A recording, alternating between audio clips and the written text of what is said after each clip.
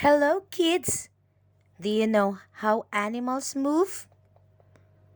Today, we will watch the videos on how animals move. Animals move in different ways. Some animals fly, some swim, some crawl, while others may hop, walk, and run. The first group is the group of animals that fly. Most of these animals have wings, so let's watch the videos. This is an eagle.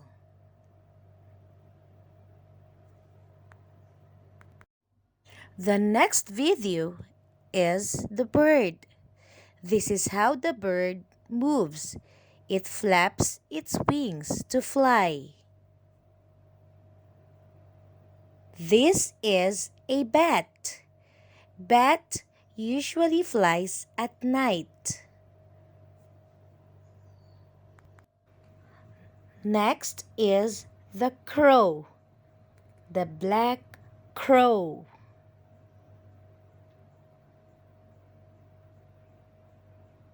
This is an owl.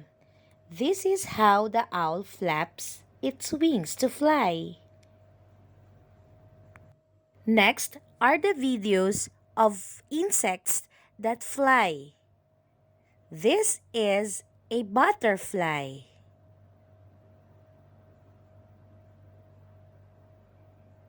This is a dragonfly.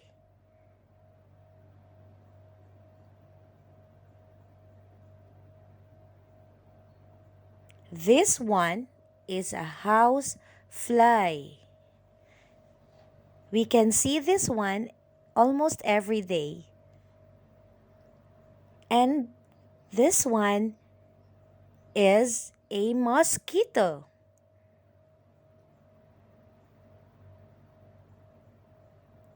And of course, the buzzing bee. We're done with the animals that fly. Now let's go to the animals that hop. And here are some of the examples.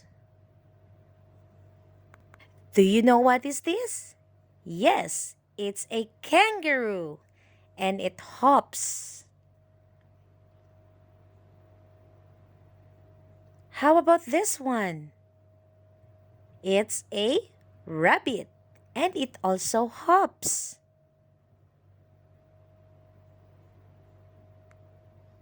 How about this one? Yes, it's a frog. The frog hops too. Now, let's go to the animals that walk and run. Here are the four-legged animals that walk and run. This is how the lion runs. It also walks.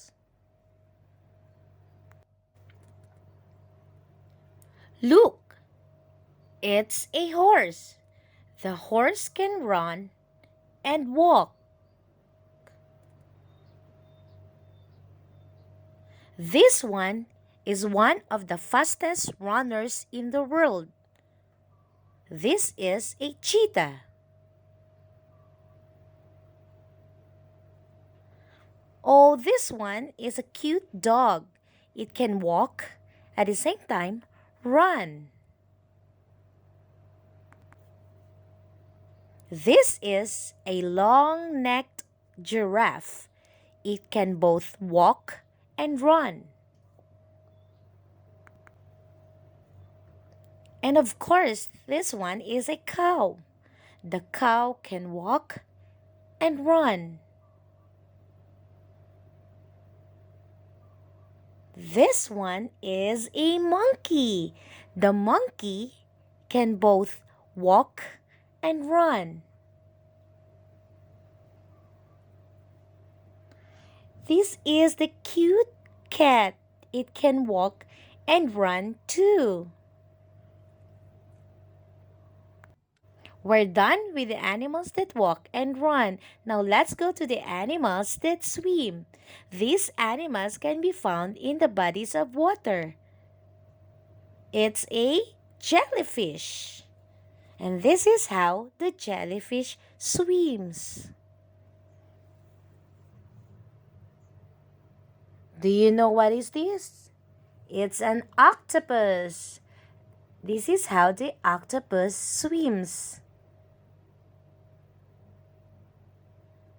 And of course, the fishes.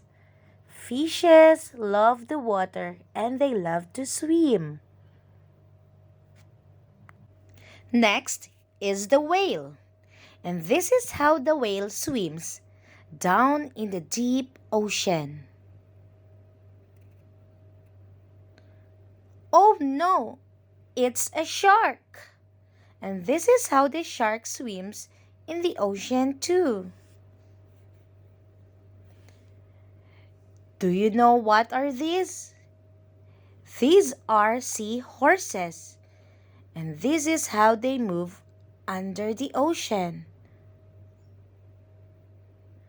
These two are the lovely dolphins.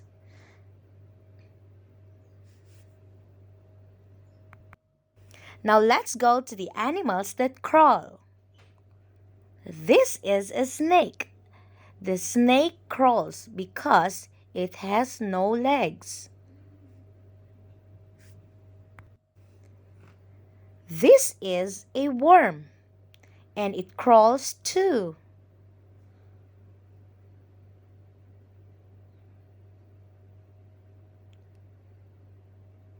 This one is a snail. Snails also crawl.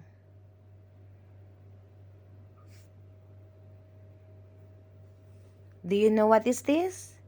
It's a lizard, and it crawls too.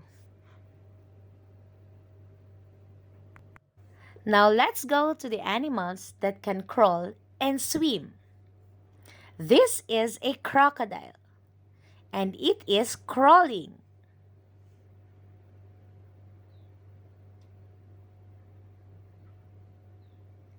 This crocodile can swim if it is in the water.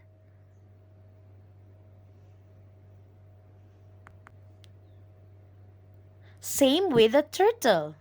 The turtle can crawl if it is on land.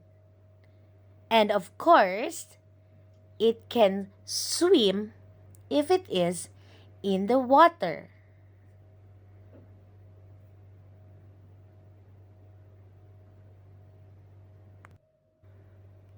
I hope you have enjoyed a lot watching how animals move.